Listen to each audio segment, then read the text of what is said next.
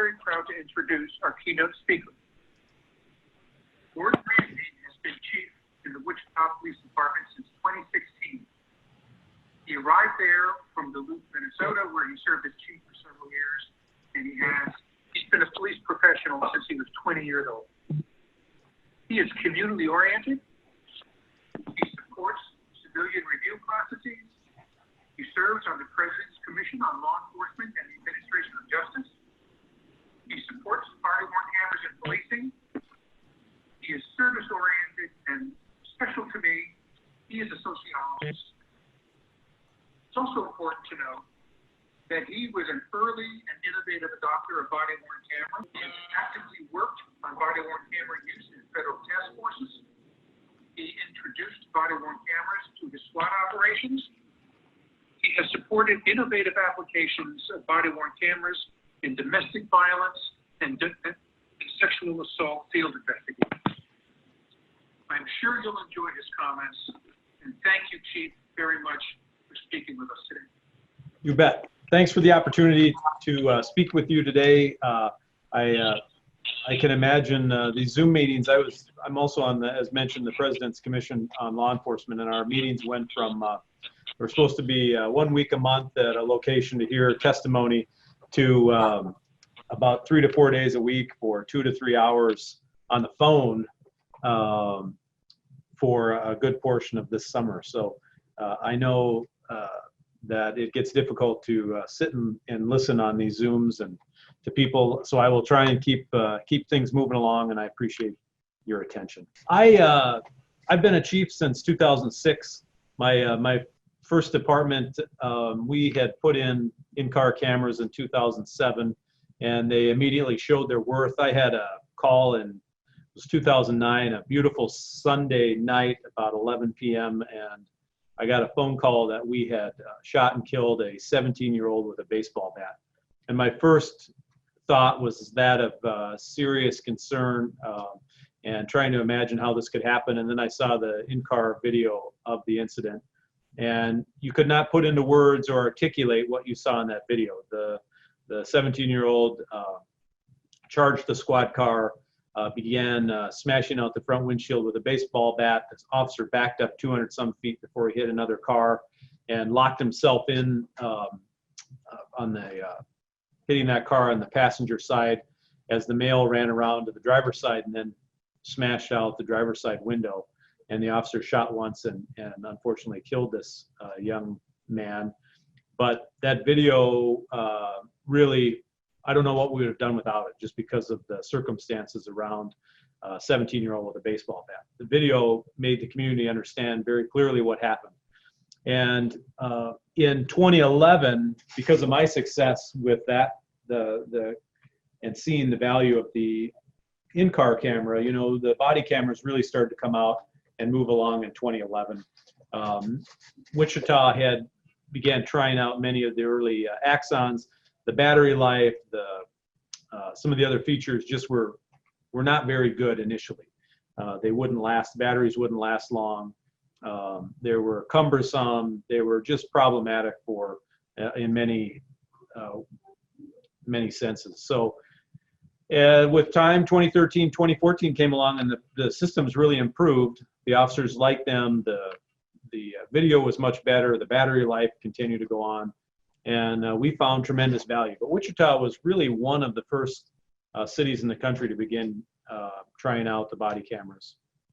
In 2015, the City Council funded full funding for almost 500 patrol officers, full deployment based on community concerns with officer-involved shootings. And we worked with many different agencies during the research, during our implementation to ensure that we did it right. But we still learned that being early on, that there was a lot of things that we could have done different.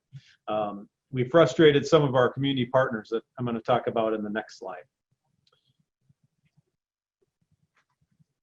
There was a lot of things that we didn't know or didn't think of because this was such a new program to all of us. No one had really done full implementation early on in 2015, 2016.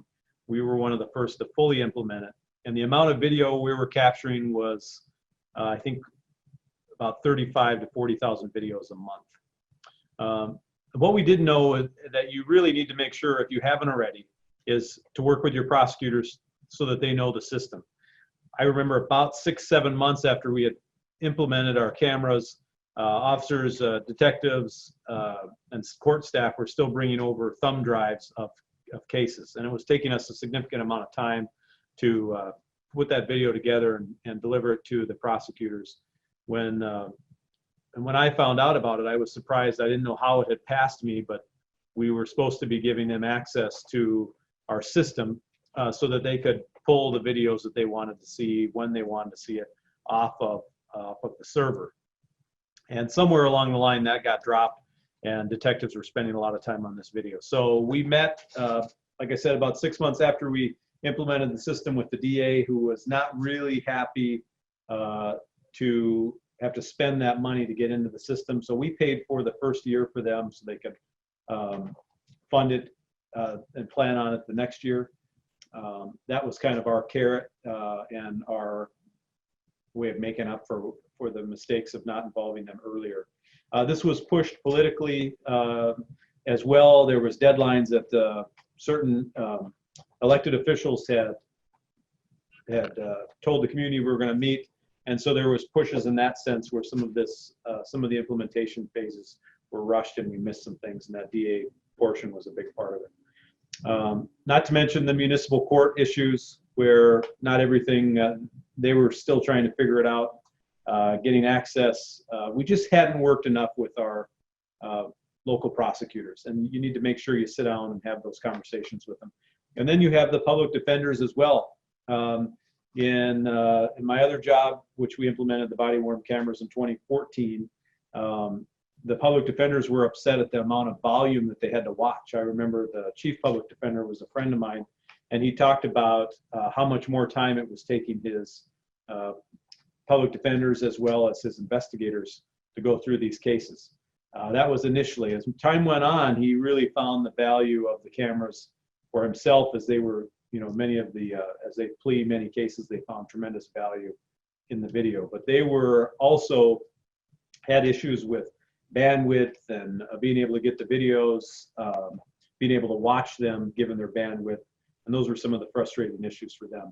In Wichita, our public defenders are really low funded, and we actually bought them a number of laptops to assist them in watching the videos. Their computers weren't capable for whatever reason of the video. So there was a lot we did with our partners, both public defenders and prosecutors, to get them up to speed. So there was some extra costs that we had to take on as a result of kind of rushing through it and not engaging them like we should.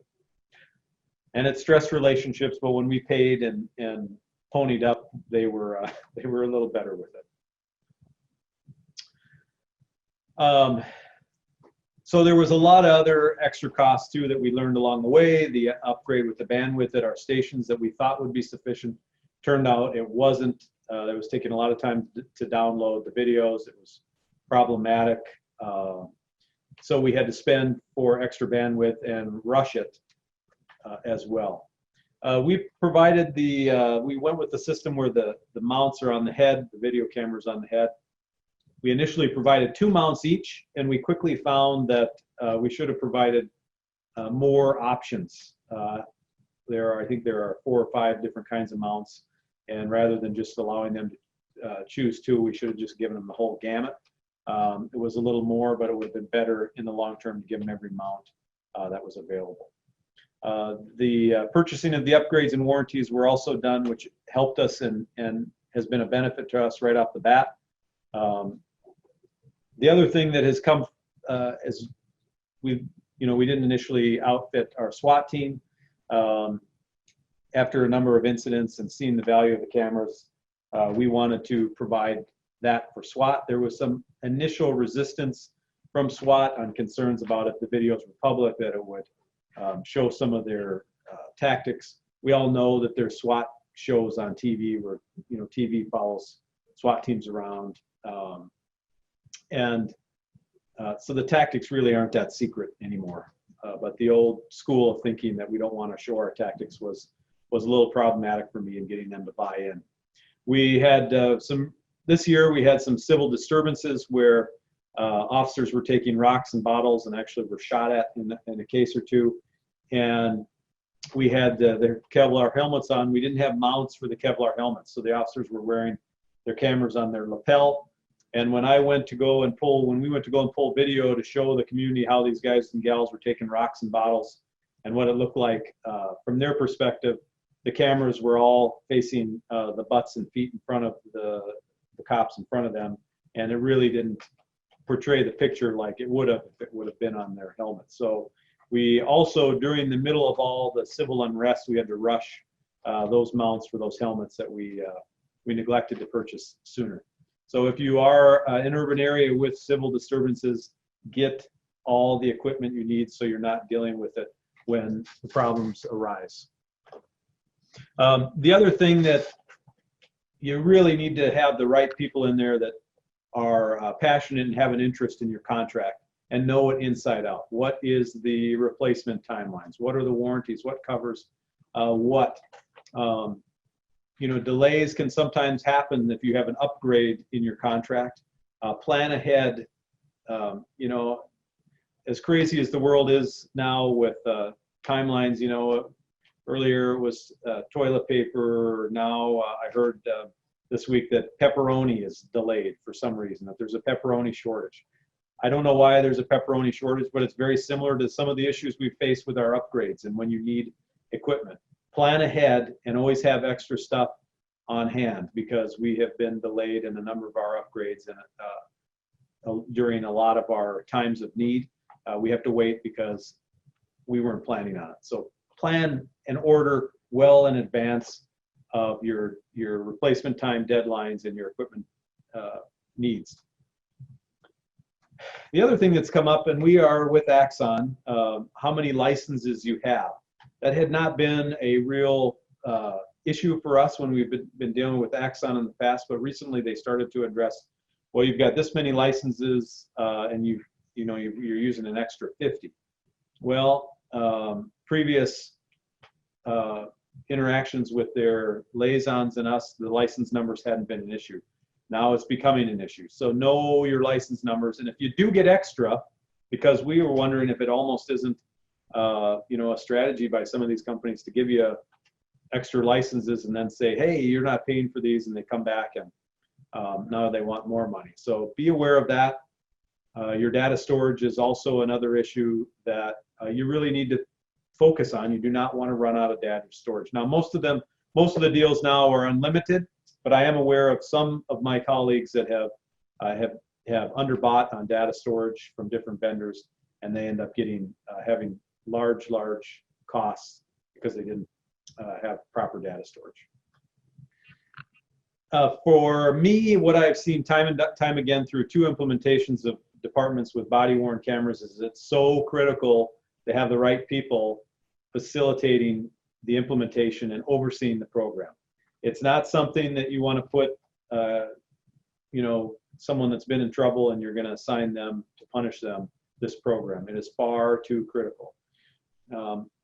Also, you need to find the people with the right aptitude and work ethic for this kind of work.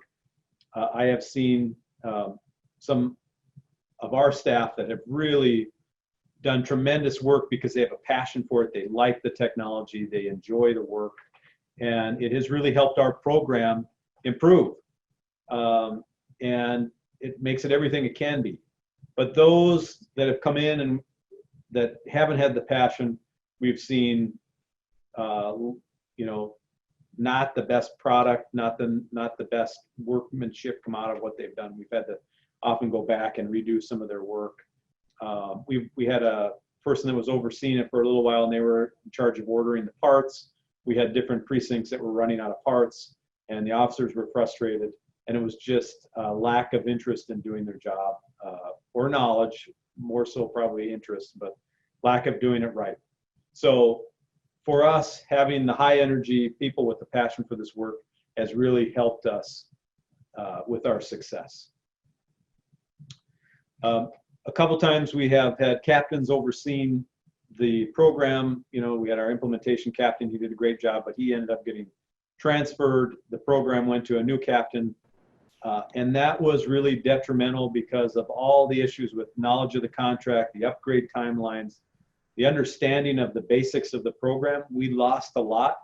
And in hindsight, I should have, even though that captain was going from, you know, a role where it fit better with where he was at, it was detrimental, significantly detrimental to our program to switch it to a different captain who had no knowledge of it, not a lot of interest in it, but because of his new role, it fit better. In hindsight, that was a big mistake. So consider, even when you have changes in your leadership, that body-worn program, that camera sticks with the same person if at all possible, even if it is not an ideal fit to where they are moving, just because of how detrimental it can be. We had issues with, we missed contract deadlines, we missed opportunities for upgrades, and it just, it was a bad move on our part. So keep that in mind as you assign different leaders to manage your program, how detrimental it can be if you switch leadership, because so much of that knowledge is lost.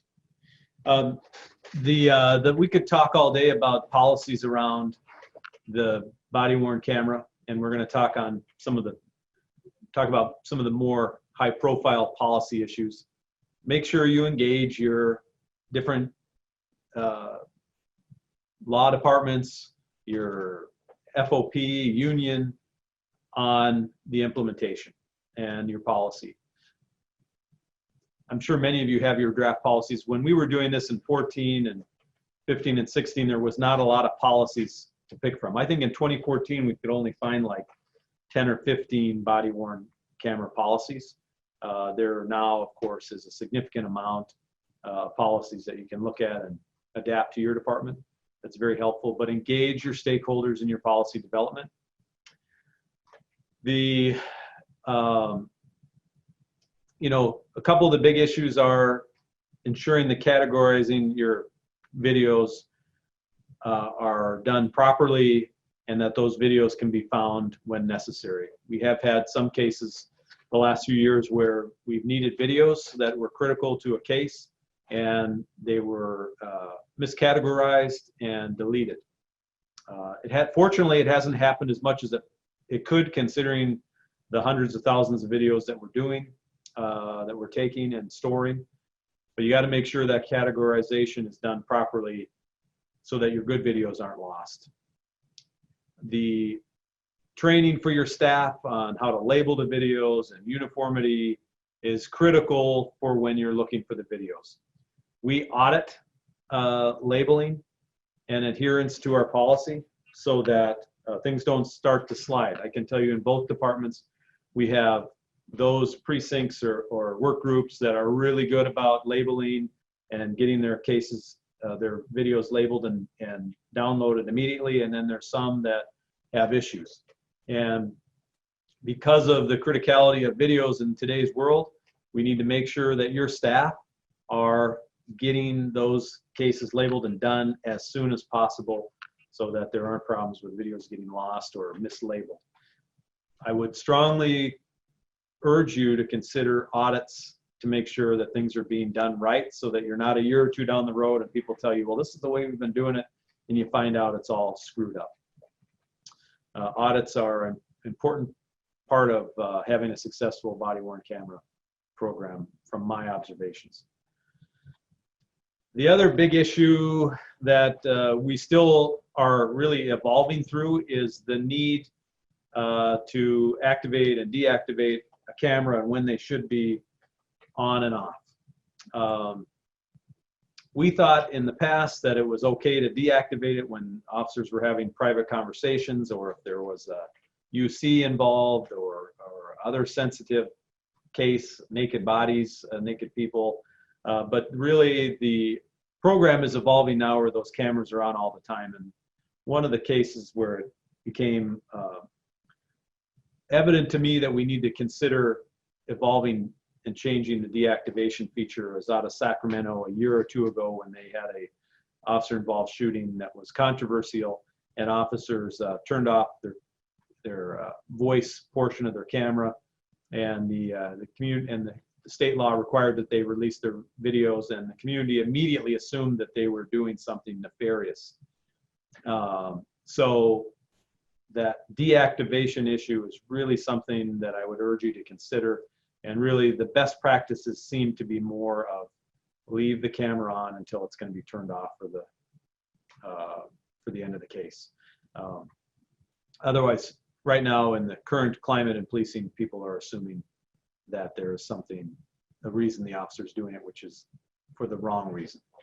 So the release of body-worn camera footage has really taken all kinds of different ways, right? In I think probably about half of our states, the state is mandating when the footage is going to be released, what the rules are around the release, and very clear, very matter of fact. I can think of a couple states. It's, all the footage has to be released within this amount of time for officer-involved shootings or use of force cases. Very clear rules for police to follow in releasing of the footage. However, there are a number of states that leave it to the local departments with a fair amount of options for them to choose to release or not.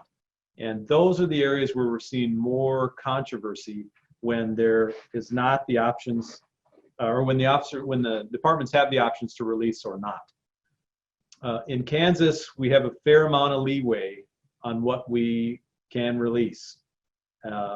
And many departments are doing it. Some are releasing sooner, some aren't releasing at all.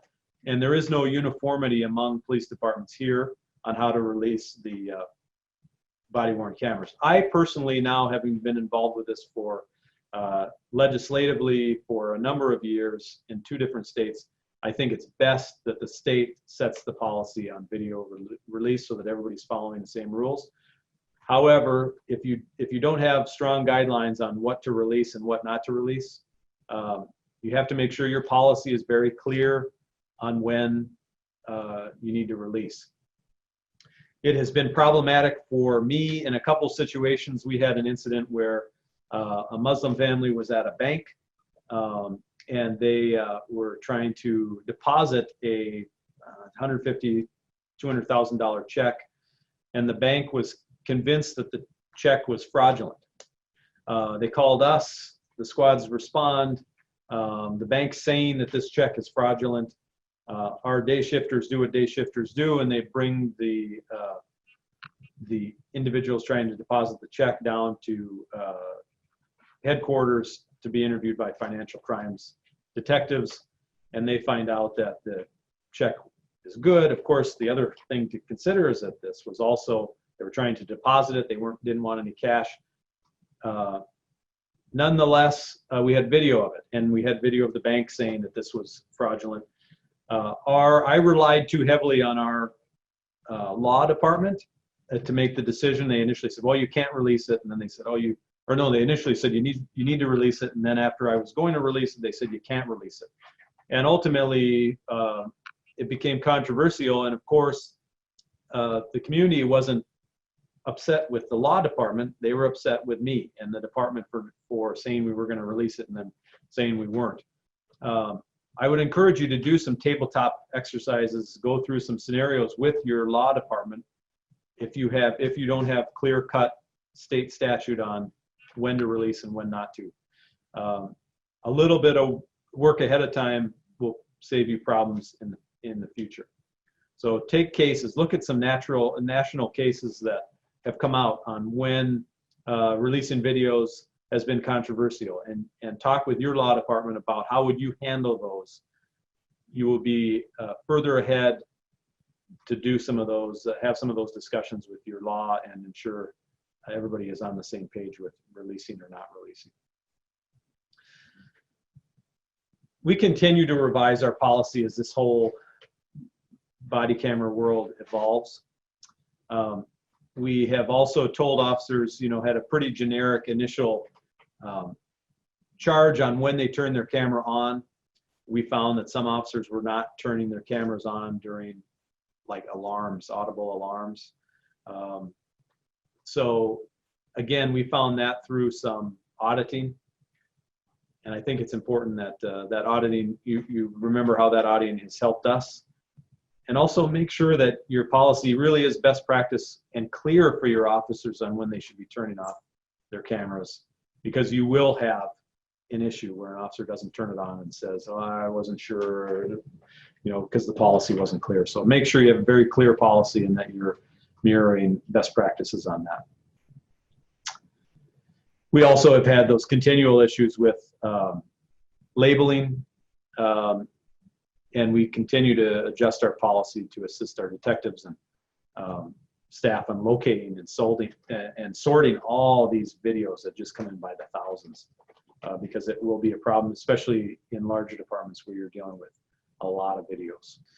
So on the policies, you know, we covered know your state guidelines.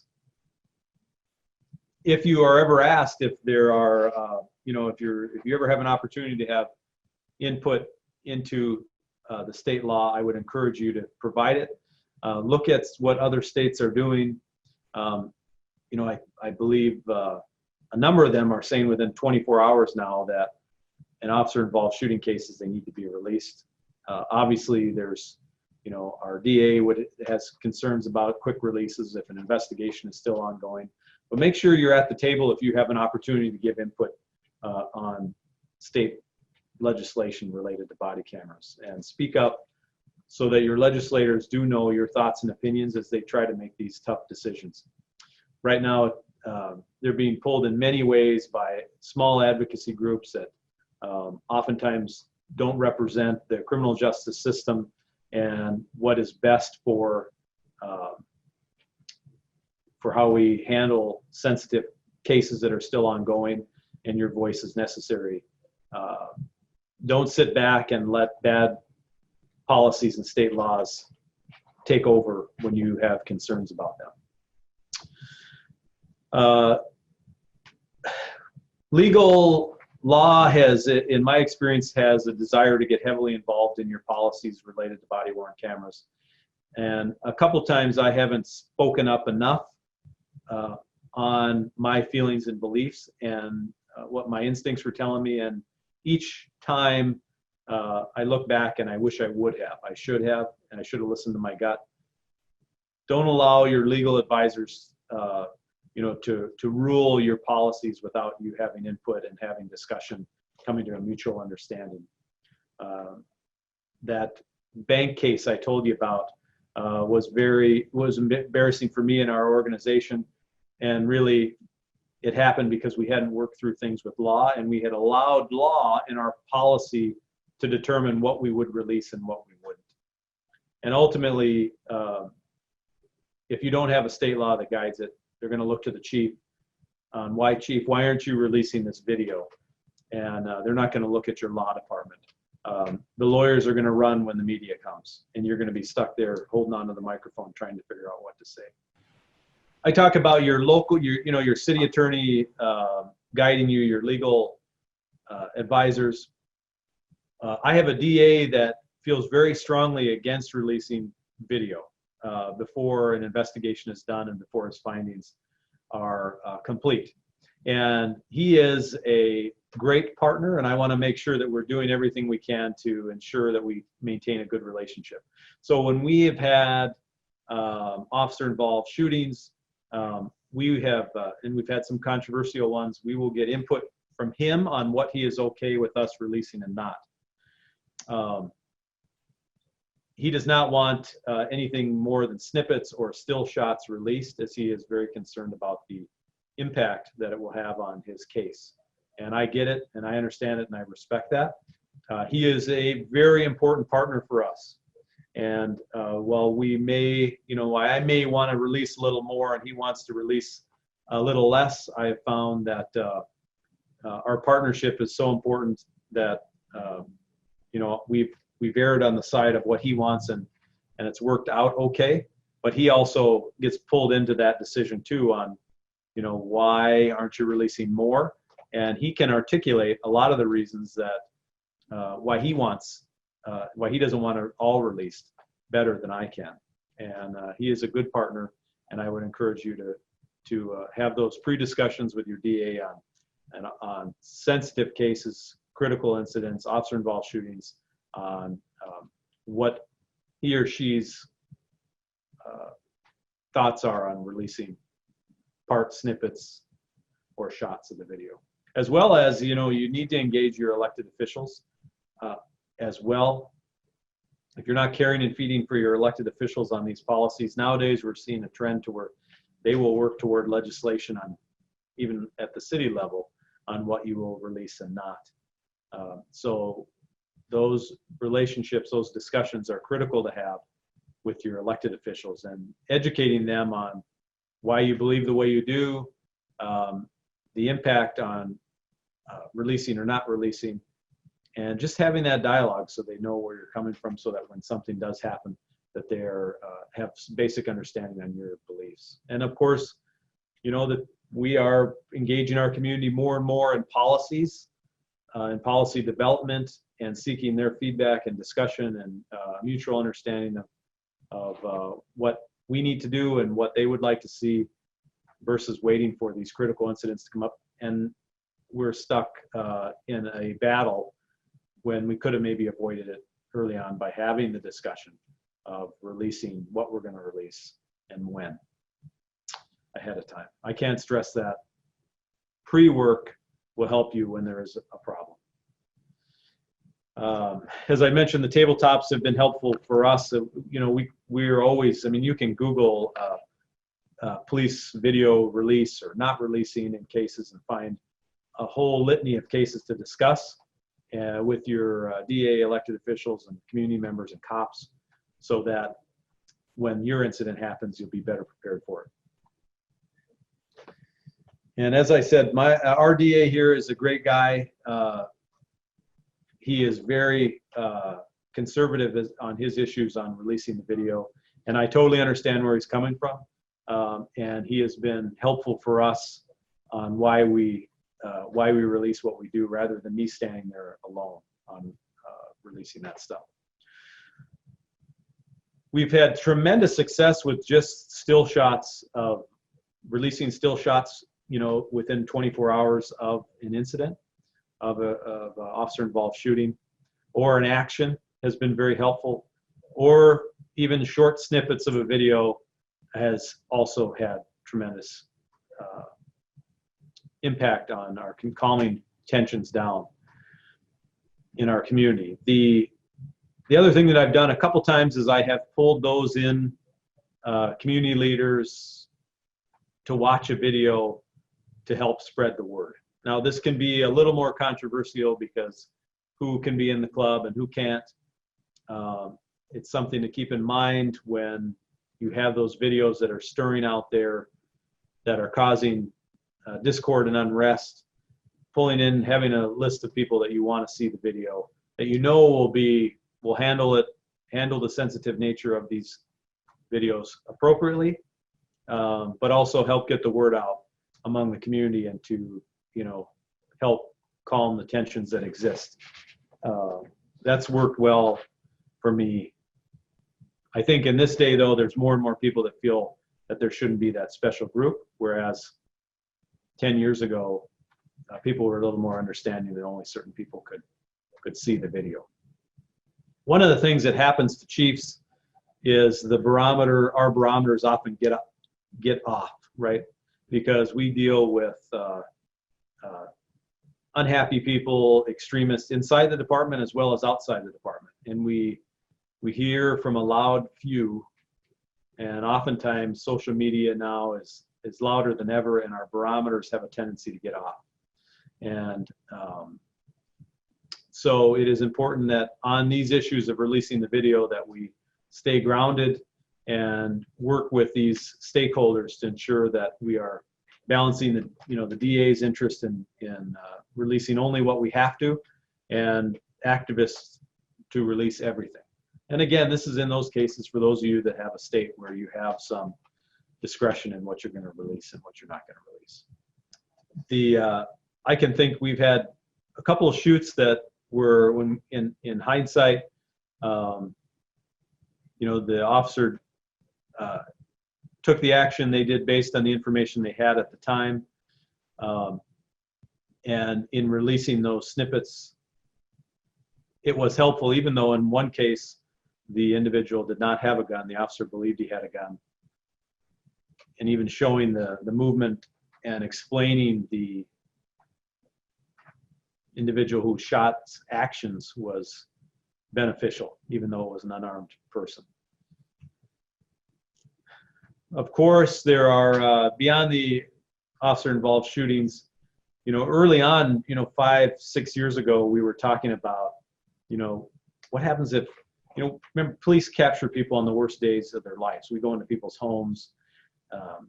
How do we prevent the ex-boyfriends, neighbors, et cetera, from wanting access to the videos for the wrong reasons?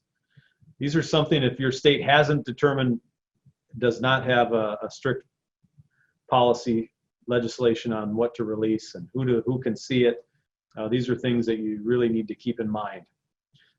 We have had ex-boyfriends and neighbors just wanting to see what was going on at a house for the wrong reasons, and that is currently not allowed under our policy. But it's something to consider as states develop their legislation, that there are people that want this video for the wrong reasons. We currently allow video to be reviewed by people involved. When we have complaints, unless it is an active criminal investigation, we allow people to come in and watch the video. I allow my NAACP president or his vice president or any of his leadership team to come in and watch a video as long as it is not an active criminal investigation. And though they help us tremendously in toning down the rhetoric and community concerns just by saying they watched the video and you know, their concerns were addressed. We know that more and more we have moms or some other concerned party now wanting to see a video based on the information that they received from the subject involved, because the subject involved is embarrassed to say they were wrong or embarrassed to say how they really acted. So we know when we allow the people to come in and watch the video, it says 1 out of 10, 9 out of 10 end up dropping the issue from ever moving on to a formal complaint. But we are pretty liberal about allowing people to come in and watch their videos that they're involved in if they want to file a complaint against an officer, and it's been very successful for us. Make sure you have a room for them and you have rules around who can see it. At what point do you not allow someone to see it? Like I said, the ex-boyfriend or the ex-girlfriend, or how about a mom who is concerned about the way her child was, her 19 or 20-year-old child was apparently treated by officers, and would they be allowed to? Just some of the fine tuning that you should be thinking about in your policy and as you move forward with your program. The biggest issue we face today, the most common issue we deal with, is forgetting to activate a camera. And I get it, less now, more so than we initially rolled out the program, because you know, you got 10, 15, 20-year officers that now have to remember to activate the camera in heated situations. I love cops. I feel they have one of the most difficult jobs in America. I'm not out to get anybody in trouble, but you know, I had a case here just this week or last week that came up where an officer was did a follow-up on a call that he didn't need to do follow-up on. The woman made a complaint that he had made a sexual comment to her, and his video camera wasn't on. Well, he didn't have to go back to the house, which was a little bit curious for us. And then she's making a statement that he denies, and it bothered me. He had never been coached before on not turning on his camera, but we did write him up for failing to turn on his camera.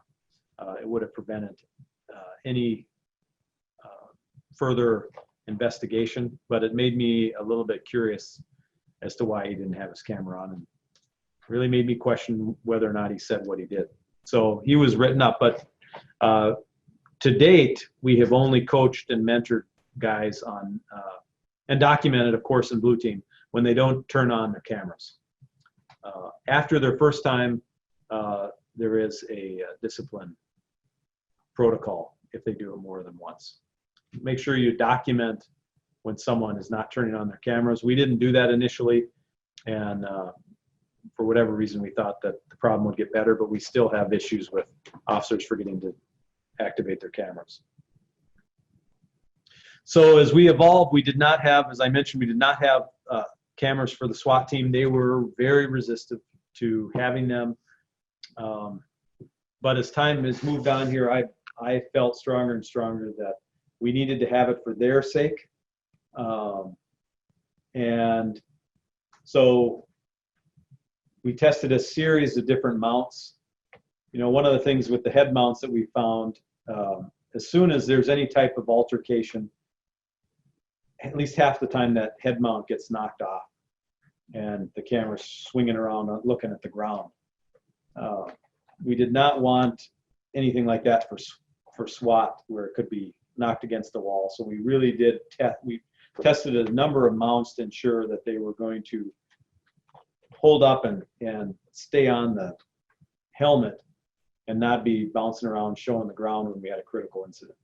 We tested a number of mounts, found the right mount, and additionally, we did not want them going to a station and picking up a camera that maybe the battery hadn't fully charged, or to risk not having one available. So we purchased additional cameras for them to have with them that they could deploy from home when they're needed, that would be charged and ready to roll, and not have to send them directly to a station to get a camera that may or may not be there or may or not be charged. We have, as we look at the evolution of cameras, there's been, you know, we now are deploying mobile phones so that they can, when they snap pictures, they can download it into our evidence.com as well. I mean, the evolution of evidence.com has been helpful for us. While it is a very expensive system, as we look at all the different places we put and store pictures and evidence right now, we're finding a tremendous value in putting it into our evidence.com. The program is called Capture through evidence.com, and our staff really like it. You know, I would like to not give them more to do and make their job easier, as it seems too often we're adding extra paperwork and extra duties for them to do. Capture through evidence.com has been one of those where they can simply take a picture with their iPhone now, download it into that, and they're done with it. And the officers really like it because it's not a lot of extra work for them. As well as audio interviews, video, they're putting it directly in their into that capture program. So as it continues to evolve, we're finding it's taking away a little bit of the burden with pictures and video and audio recordings. So pay attention to how things are evolving, and there are options now. All these cost money, but ultimately it's helping our officers be more effective and efficient. There's another program too, and I just went out of my mind what it's called, but it's called Citizen, where citizens can email videos anonymously through an Axon portal, and it goes, and the detectives can pull on it automatically. And our detectives are raving about it, as the system is very easy to use. They're getting more video because people want to remain anonymous, and it's a good program now. We signed up for a free trial, and these guys love it so much, but I'm hearing that the costs are going to be almost equivalent to an officer for us, which is a little bit concerning. Some other issues that you just want you to consider here as we wrap things up. Initially, we had concerns with officers posting video or taking video that they had used off their cameras. I am trying to think if we've even had an incident like that. It just has not been a big issue for us. It is, of course, clearly in the policy that they can't do that. Again, turning off the camera for someone's naked in a scene. Well, we often now know, I mean, we're seeing, because of synthetic drugs or mental health, that people are ripping off their clothes, and there's use of force incidents. And, we want those things on record when we're fighting with someone. And initially there was this probably unnecessary concern about if someone was unclothed that they should turn off their video. We've gotten away from that. I would encourage you to do the same. We've seen more and more people are used to these cops wearing video cameras, that they're almost oblivious to it. And ours are very noticeable up here, shining right in, or looking at people right in their face. We're not seeing concerns or people telling them to turn it off, or don't come into my house. It just really hasn't been an issue as far as that wearing the cameras. The officer, we allow officers to review their footage before they write reports. However, the one area where we do not allow review is on an officer-involved shooting. This is, everybody's got an opinion on this. My old department, we allowed them to watch it. When I got to Wichita, they didn't want them to watch it. I've kind of fallen in line with the way we're doing it in Wichita, which is they need their memory to help guide what they saw and why they did what they did, not the video. I had an officer-involved shooting in my old department where the officer thought a knife was in a different hand, and it became a little problematic after he saw the video. So something for you to think about. There's many different opinions on the issue. I have not 100% behind not allowing them to watch it before they interview, but here it's in the cases we have, and we do have unfortunately our share of officer-involved shootings.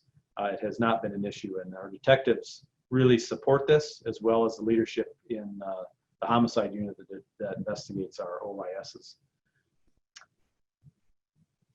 The other last thing that we see that we're constantly reminding our guys on too is don't put C video for more information.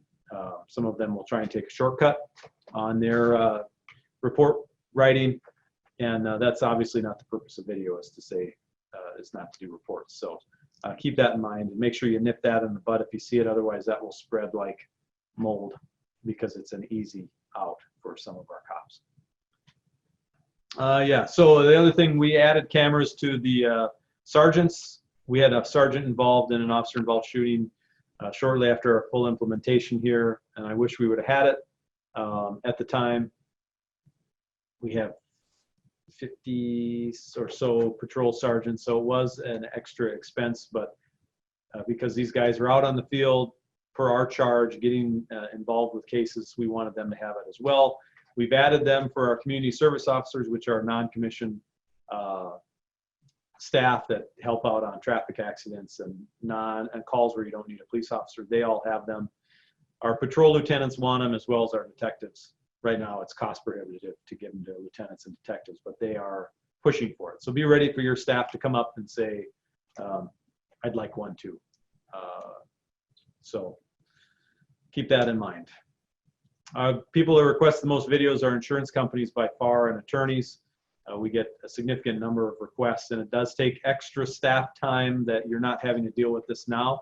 So your data request people are going to see an increase in requests. So make sure you're staffed accordingly, depending on your department size, to process these extra requests, and make sure that you have rooms for them to view, or that you have the equipment ready to make copies and send them off to them. And that your fees cover your costs if you are not governed by state law, so that you can recoup some of your time for your staff to make copies and whatnot related to these videos. But you will see an increase in data requests.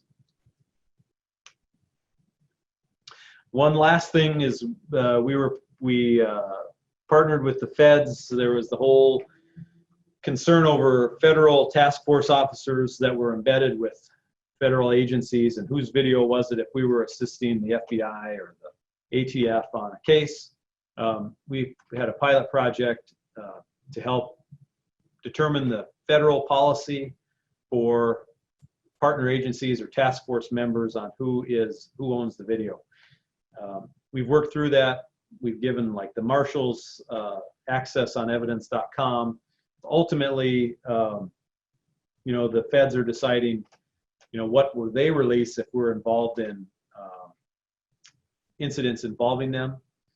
We have been active at the table trying to ensure that our voice is heard. Some cities have pulled out of task forces right now because of concerns over federal takes, considerations on how what will be released and who owns the video. This is a good faith effort to help have an impact on the federal policy for body cameras with the agencies, and I think we're coming up with some good language that hopefully more of our colleagues across the country will be able to live with. And this will evolve, I guarantee, every year as the feds, law enforcement agencies get more comfortable with having these videos out there. Of course, their big concern is, undercover sharing tactics, which we all understand.